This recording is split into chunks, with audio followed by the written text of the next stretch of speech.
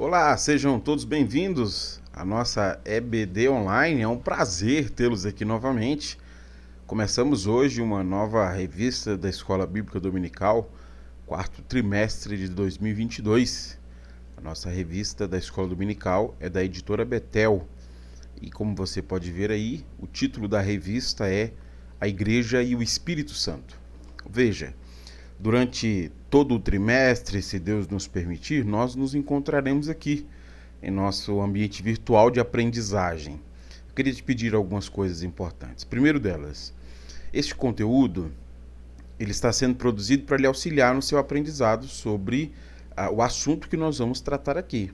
Por isso, você vai utilizar-se de algumas ferramentas e estratégias para o seu aprendizado. Primeiro delas, e mais importante, o texto bíblico.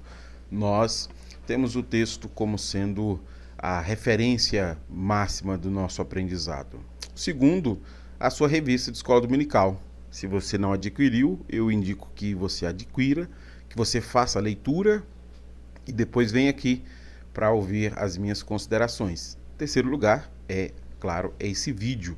Os vídeos sempre são gravados aqui, entregue para vocês semanalmente. Aqui dentro do vídeo você precisa ter uma atitude proativa para que este aprendizado lhe seja útil. Primeira coisa que eu te peço é que você assista a aula de forma concentrada. Se você precisar, aperte pausa no vídeo, assista novamente. Aqui embaixo nós temos um link com um fórum onde você pode colocar dúvidas, onde você pode fazer seus comentários. Eu terei muito prazer de ler, responder e interagir com você, tudo bem? Além disso, por último, nós temos também uma aula-atividade que sempre fica aqui embaixo. Você pode acessar e essa aula-atividade é importante para verificar o seu aprendizado da aula, ok? Na aula de número 1, o título da aula é As Raízes do Pentecostalismo no Brasil. Eu julgo que essa aula vai ficar um pouco grande, mas se precisar, assista ela 2 vezes, ou se for possível, assista de uma vez só. Mas por que eu acho, por que essa aula vai ficar grande?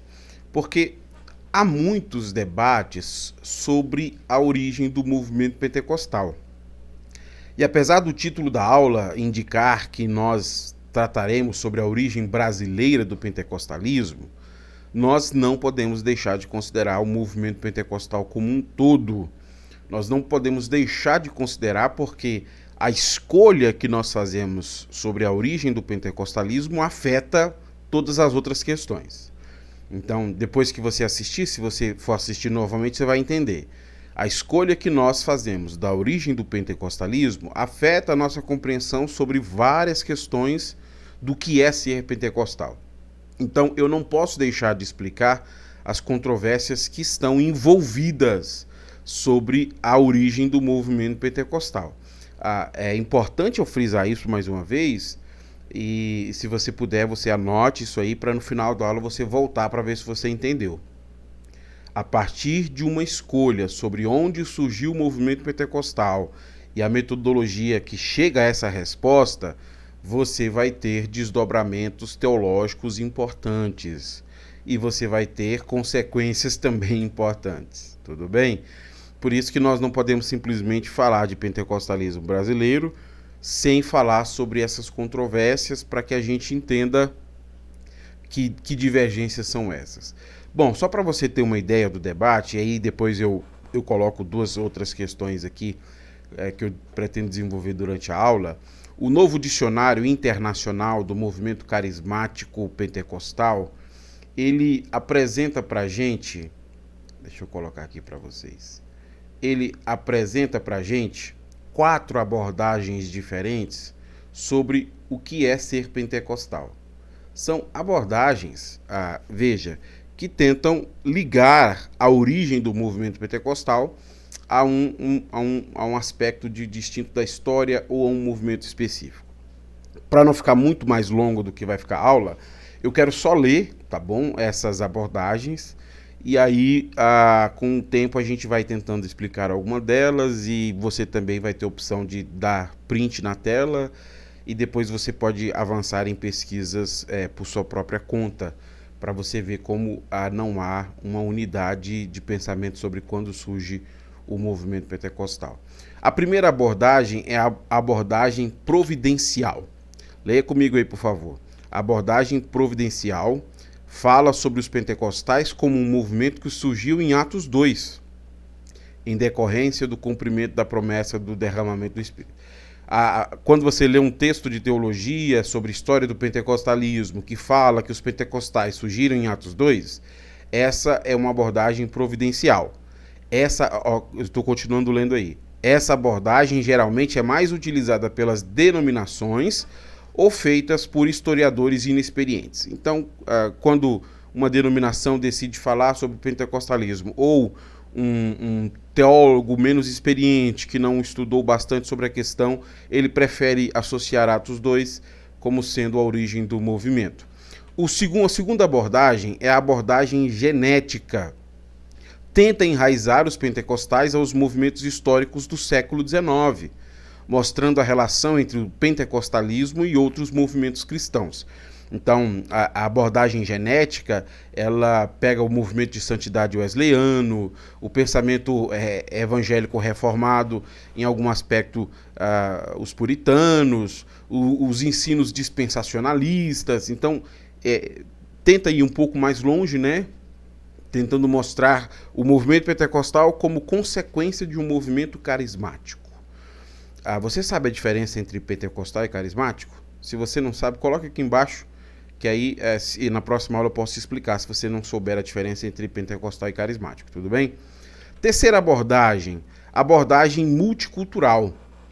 Representa as preocupações de várias minorias étnicas, em particular afro-americanos e hispânicos. Essa ainda é uma abordagem em estágio de desenvolvimento. Então, a abordagem multicultural tenta compreender o pentecostalismo como sendo um movimento social que surge para quebrar uma hegemonia branca, norte-americana principalmente, né, das Assembleias de Deus, em comparação aos negros da Rua Azusa, etc, etc. É uma abordagem nova que tenta ler o movimento pentecostal a partir disso, de um movimento de minorias negras, negros trabalhadores, etc, etc. A última abordagem é a abordagem funcional. Ela busca responder questões levantadas por disciplinas como sociologia, antropologia, economia e ciência política. Ela explora por que e como o movimento atraiu aqueles que finalmente aderiram a ele. Essa abordagem é mais frequentemente empregada por cientistas sociais. Nós temos nessa abordagem um estudo de ondas, tanto norte-americano quanto o estudo de ondas brasileiro. Eu não sei se você tem interesse, mas vale a pena depois destacar isso aqui. A gente volta em outro vídeo para perguntar se você quer isso aí, tá bom? O estudo de ondas é uma reflexão que talvez a gente precise fazer sobre o pentecostalismo. Bom, como é possível você ver, existem 4 ideias concorrendo sobre a origem dos pentecostais. É claro que, por ter 4 ideias, isso trará certas consequências à compreensão sobre o que é ser pentecostal. Qual que é a abordagem correta? A primeira, segunda, terceira, quarta? Na prática, isso acaba culminando num reducionismo histórico. Por quê? Porque a partir do momento que você escolhe uma abordagem, você identifica aquela abordagem como sendo a correta para se ler o movimento, e todas as outras abordagens deixam de ser consideradas como tendo elementos essenciais para a compreensão. Por exemplo, não são poucas, e não são poucas mesmo, às vezes em que você vai ler um livro sobre pentecostalismo e o autor diz que o pentecostalismo surgiu na Rua Azusa. Olha que interessante esse autor coloca sobre esse reducionismo histórico. O enredo dominante na América do Norte e em grande parte na Europa Ocidental favoreceu a narrativa da Rua Azusa de 1906, com o pastor Seymour desempenhando o papel central. Embora essa narrativa possa ter sido popularizada por Frank Butterman, ela não foi de forma alguma o seu único proponente. O que ele está dizendo para a gente é que não é sem motivos que muita gente pensa que os pentecostais surgiram como resultado da Rua Azusa. Isso é culpa de uma historiografia que foi feita para tentar mostrar isso, para privilegiar o movimento pentecostal como surgindo aí. Então, quando você faz uma escolha metodológica, historiográfica, você deixa de considerar todos os outros elementos e passa a enxergar aquele como sendo o próprio. Então é muito comum encontrar abordagens norte-americanas e diversas que pensam que o movimento pentecostal surgiu em Azusa. Avaliando esse aspecto, Alan Anderson, neste livro aí, Estudando o Pentecostalismo Global, Teorias e Métodos, ele faz alguns apontamentos que são apontamentos interessantes sobre esse reducionismo histórico e essa compreensão de achar que o pentecostalismo surgiu na Rua Azusa. Das compreensões que ele coloca, eu queria destacar 3 aspectos que eu acho que são aspectos importantes para a gente seguir aqui.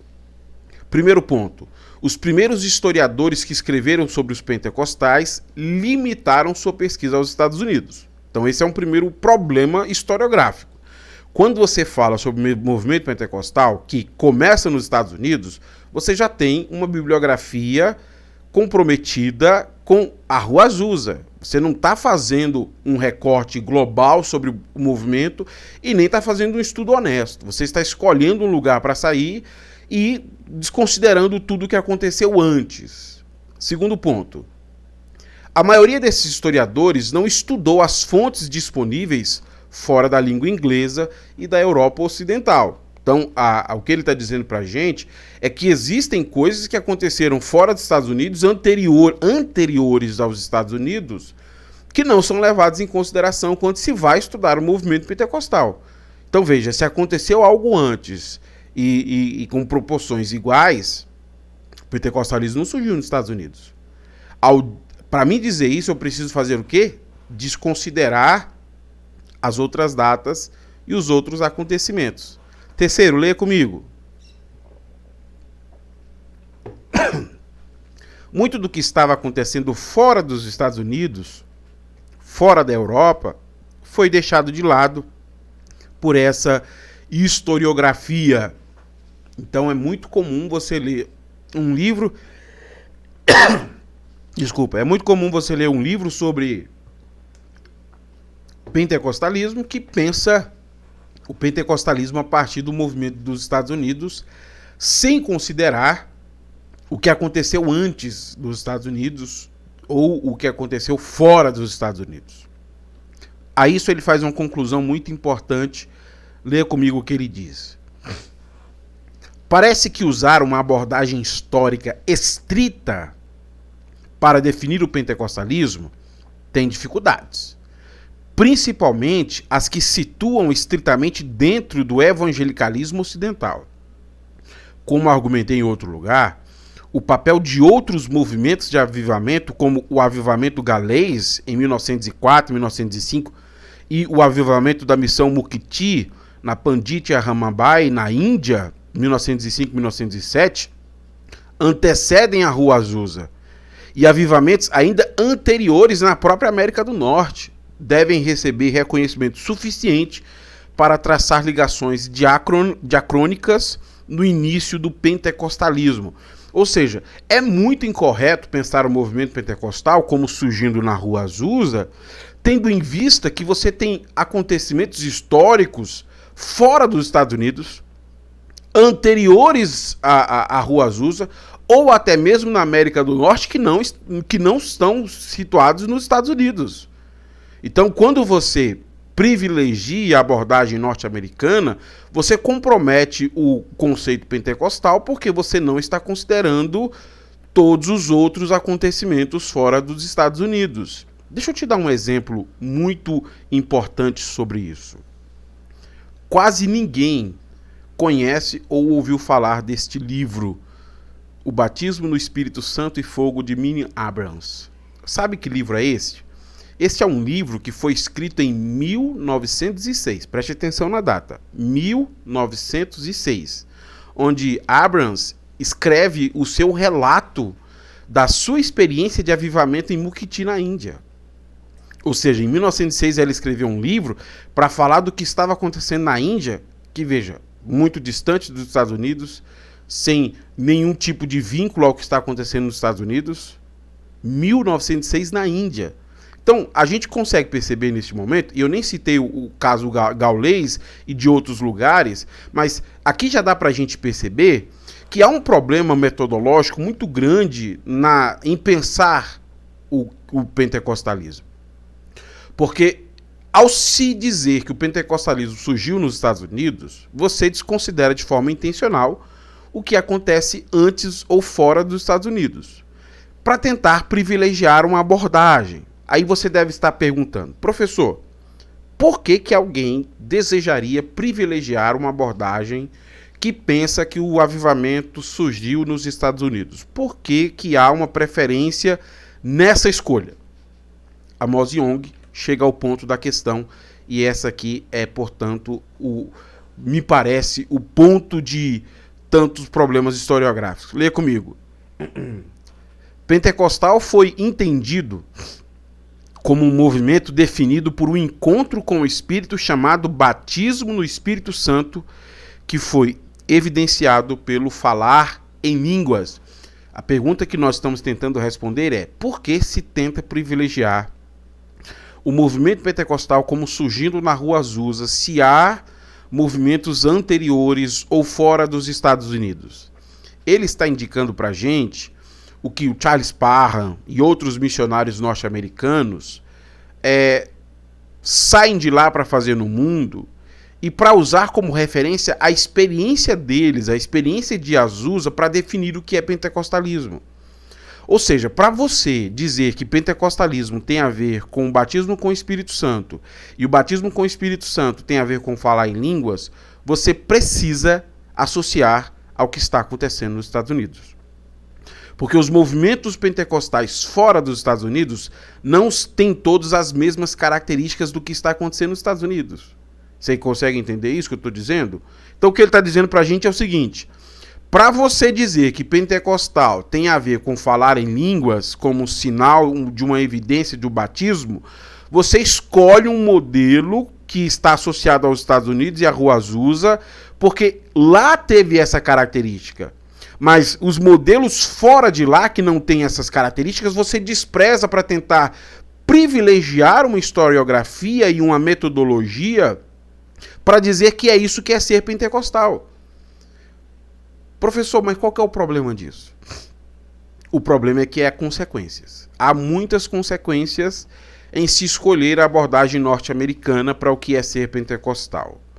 A primeira consequência é que você deixa de fora todos os outros movimentos que estão acontecendo no mundo antes ou no mesmo período. Você deixa de fora, e esse é o primeiro problema. Olha o que esse autor coloca sobre essa questão. Nos últimos anos, mudanças significativas ocorreram na escrita da história pentecostal.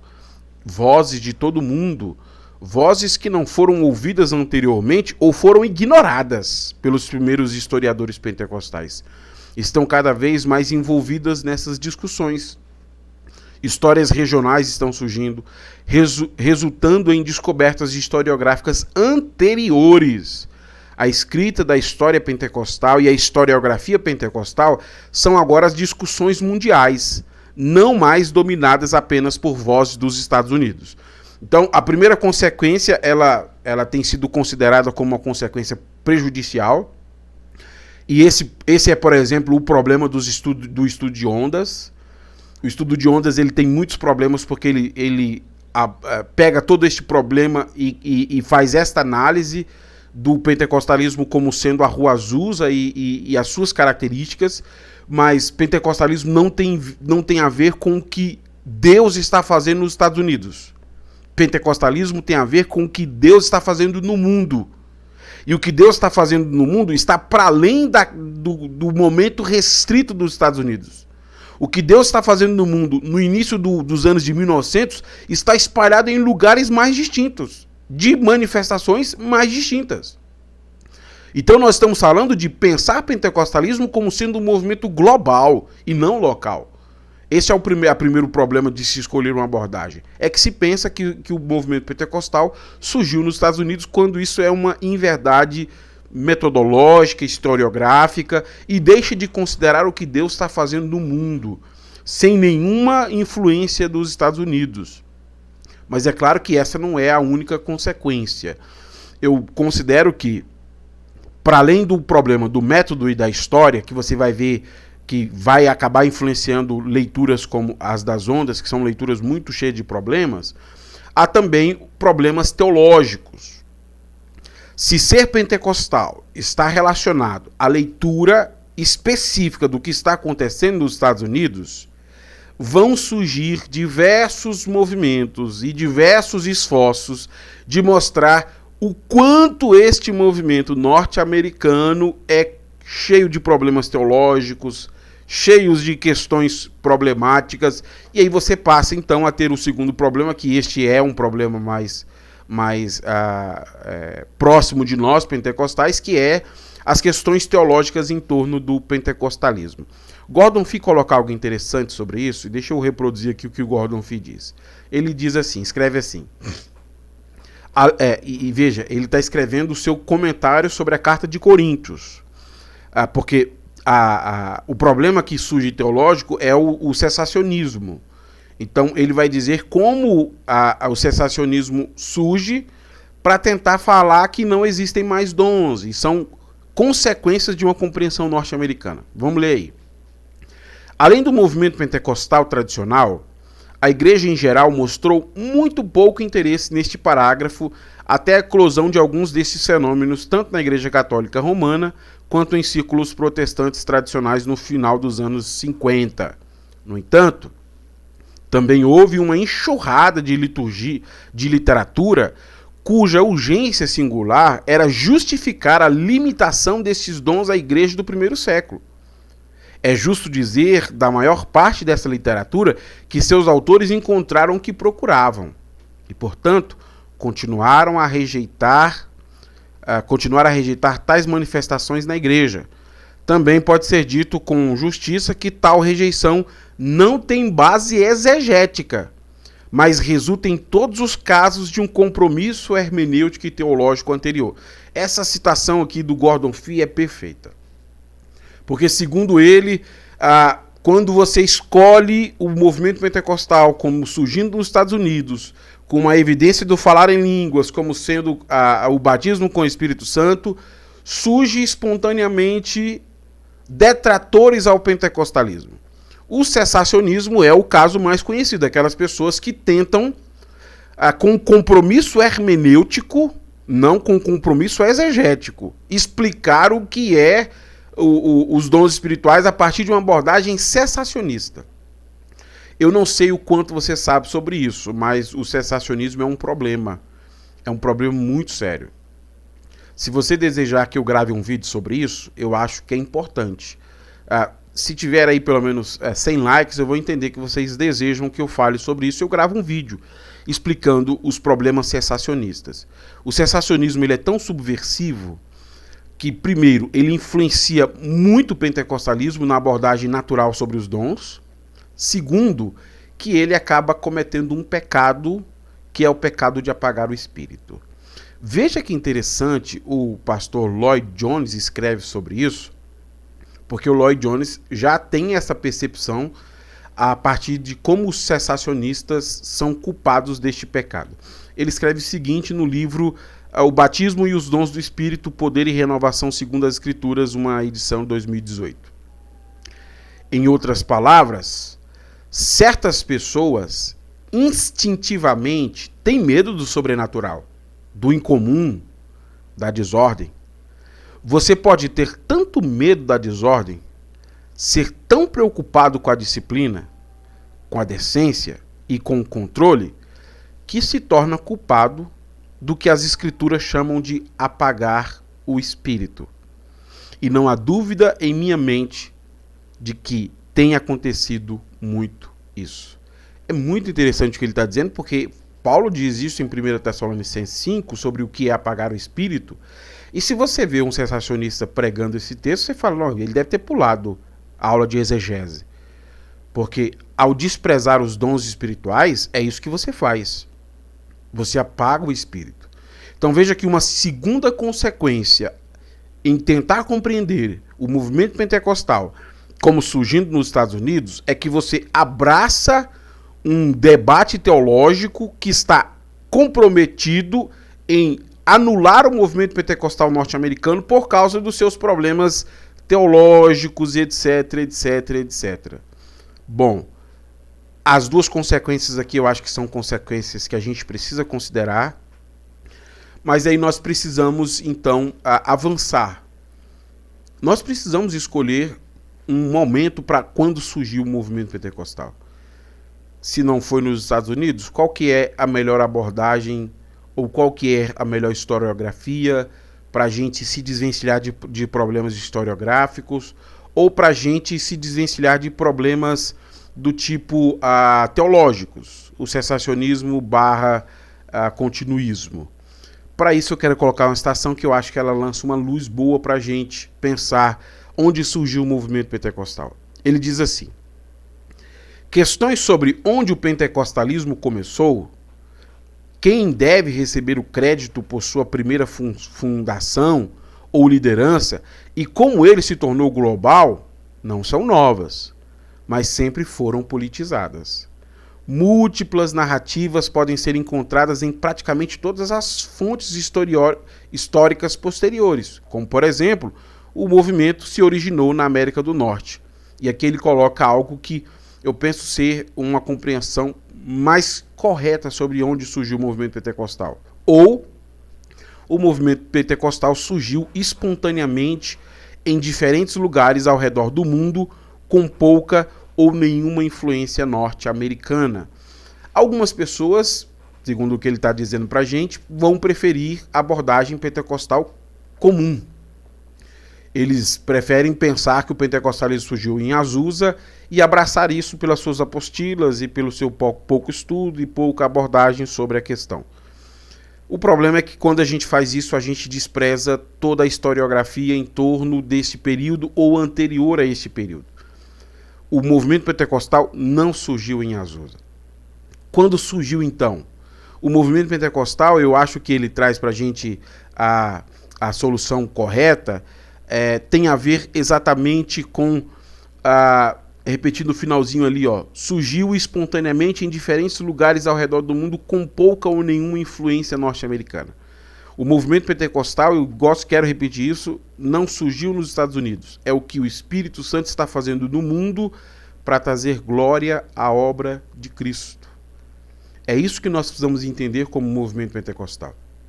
Pentecostal tem a ver com a experiência com o Espírito, que vai trazer glória à obra de Cristo e que na década de 1900 surgiu com muito ímpeto. Só um dado importante para você verificar como isso aqui é uma obra do Espírito Santo. Em 100 anos de pentecostalismo, se você pegar os números do Instituto Brasileiro de Geografia e Estatística, o movimento pentecostal brasileiro alcançou 25 milhões de pessoas. Nunca havia acontecido isso na história. Em 100 anos, 25 milhões de pessoas. Você pode pesquisar aí no IBGE e ver o pentecostalismo do seu surgimento até o ano de 2010, que é os últimos dados que nós temos. E você vai ver que são 25 milhões de pentecostais no movimento. Isso não é uma obra de Cristo? É isso que é ser pentecostal. Ser pentecostal significa o que o Espírito está fazendo no mundo para trazer glória à obra de Cristo. Isso não está preso aos Estados Unidos. O Espírito sopra no mundo inteiro, está fazendo coisas grandiosas no mundo inteiro. Nós não podemos nos pegar as predisposições hermenêuticas viciadas das tradições para tentar entender o que é o pentecostalismo. Essa hermenêutica comprometida com os vícios e com as metodologias e historiografias viciadas vai produzir o mesmo resultado. Quando você entra em conflito, em pensamento sobre o que é ser pentecostal, a resposta é muito rasa, porque não é uma resposta exegética, porque não é uma resposta coerente. Como resolver então este problema? Eu penso que pelo menos duas questões precisam ser levadas em consideração para nós pensarmos o que é ser pentecostal. Primeiro, nós precisamos compreender que o pentecostalismo surgiu de forma espontânea em diferentes lugares ao redor do mundo. Pentecostalismo não surgiu na Rua Azusa, não surgiu nos Estados Unidos, e há bastante historiografia que mostra isso. Ou com influência ou sem influência, mas o pentecostalismo não surgiu lá. Segundo, é preciso haver um olhar exegético sobre textos bíblicos, buscando compreender o propósito de Deus para ter dado dons espirituais à igreja. Veja, exegéticos, porque hermenêutica viciada já tem muito. Professor, mas tem diferença? Tem, e aqui eu queria indicar, talvez a pessoa mais proeminente dentro do pentecostalismo, o Craig Keener, o Gordon Fee, que eu li agora há pouco. Esses dois homens são grandes exegetas que fazem leitura coerente do texto bíblico sem compromissos hermenêuticos. Você sabe o que são compromissos hermenêuticos? Se eu gravar a aula sobre cessacionismo, eu vou mostrar isso a vocês. Mas a gente precisa disso, de uma exegese de texto bíblico. Não é ficar citando versículo fora de contexto.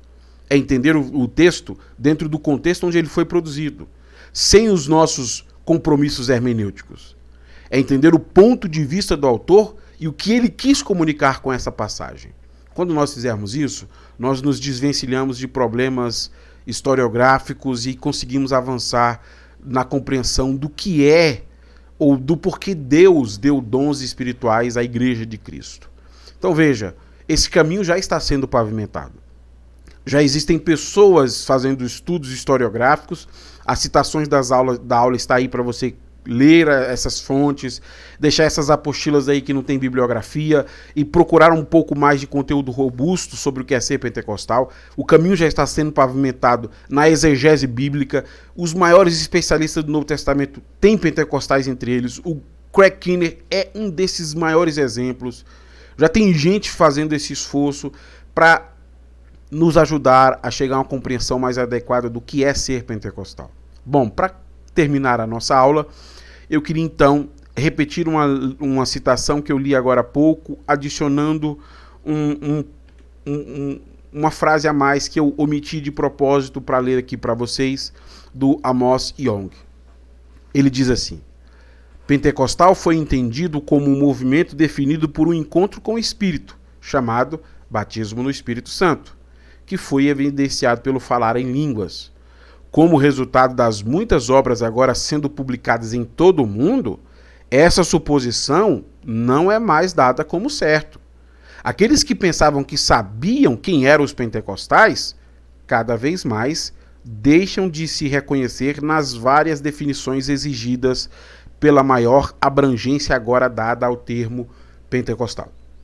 Sabe o que ele está dizendo? Que nós precisamos levar em consideração as questões historiográficas, as questões exegéticas, para podermos avançar na busca de um conceito mais preciso do que é ser pentecostal. Nós não precisamos de subcategorias do tipo reformado. O que nós precisamos é este olhar que já está sendo feito, sem compromissos exegéticos, sem compromissos hermenêuticos viciados, sem historiografia viciada. O que nós precisamos é deste olhar preciso sobre o que Deus fez em 1900 no mundo e o que Deus está fazendo hoje no mundo por meio do Espírito para trazer glória ao nome de Cristo.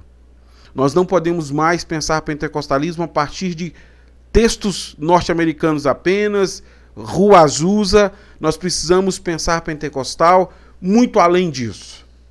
Nós precisamos pensar com um olhar exegético e com uma historiografia apropriada. Aquilo que está acontecendo de forma espontânea no mundo que está trazendo glória a Cristo Jesus. Em muitos lugares, Cristo fez isso e ele continua fazendo. Em muitos lugares, o Espírito fez isso e ele continua fazendo. E o nosso pedido como pentecostal é que o Espírito Santo continue fazendo isso hoje. Que ele continue se movendo no meio da igreja para trazer honra ao nome de Jesus. Porque é isso que é ser pentecostal. Ser pentecostal tem a ver com um movimento. O movimento pentecostal, apesar de haver um certo assonância pejorativa no termo, significa a nossa crença. Olha que interessante o Amos Yong coloca sobre essa questão do que é ser pentecostal a partir do movimento. Ele diz assim: o fato do termo pentecostal ter sido ou poder ser usado para descrever movimentos que nem sempre concordam em todos os aspectos de sua história, teologia ou praxis, não os desqualifica das realidades centrais que os tornam pentecostais. Sabe o que ele está dizendo de forma muito clara? O que torna alguém pentecostal está associado a essa pessoa ou a esse grupo de pessoa ter recebido uma experiência com o Espírito. E falando dessa experiência com o Espírito, não há apenas uma. O Espírito trabalha de formas diferentes. É isso que significa movimento. Movimento é a ênfase sobre as diversas maneiras como o Espírito trabalha. E pentecostal é essa experiência com o Espírito. Então, o movimento pentecostal é as diversas maneiras como o Espírito tem trabalhado no mundo, trazendo honra e glória ao nome de Cristo por meio da experiência com o Espírito. E aí nós temos os diversos dons espirituais e todas as diversas manifestações espirituais que a igreja tem experimentado para cumprir a grande missão que Cristo deu à igreja. Ir, fazer discípulo, batizando-os em nome do Pai, do Filho e do Espírito Santo e ensinando esses discípulos a obedecer a todas as ordens de Jesus. A igreja é capacitada a cumprir essa missão a partir do movimento, que são as diversas maneiras como o Espírito se manifesta, e pentecostal, uma experiência com o Espírito Santo. Bom, é isso que é ser pentecostal na minha compreensão e é isso que nos torna pentecostais. O Brasil tem vasta experiência pentecostal que não está restrito à Rua Azusa, e por isso que eu preferi começar por aqui, para mostrar a você que antes de nós sabermos, ou sequer sem que nós tenhamos lido livros que falem sobre isso, o Espírito Santo já estava fazendo grandes coisas na nossa nação, trazendo honra e glória ao nome de Cristo. Foi um prazer ter estado aqui com você. Próxima aula a gente avança por essas questões e eu espero que Deus nos ajude a chegarmos então a uma compreensão mais adequada sobre o pentecostalismo e a uma teologia pentecostal apropriada. Até a próxima aula então. Deus abençoe.